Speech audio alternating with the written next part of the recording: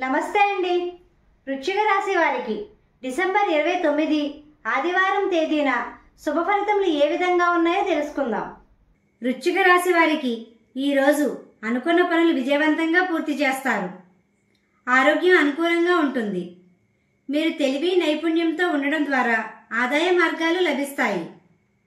తూర్పు ఉత్తర ద్వారం మీకు అనుకూలమైనదిగా చెప్పవచ్చు. ఖర్చుల మీద దృష్టి సాధించవలసిన సమయం ఇది.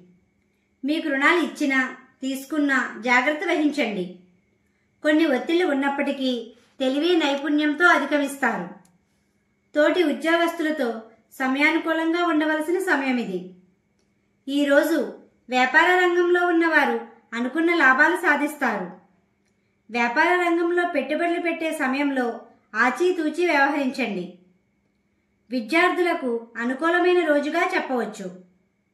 ఈరోజు ఆస్తులు కొనుగోలు చేసేవారు అనుకూలమైన సమయం. మీకు మార్గ మధ్యలో గోమాత కనిపిస్తే ఏదో ఒక ఆహారం పెట్టండి. వివాహ ప్రయత్నాలకు అనుకూలమైన రోజు.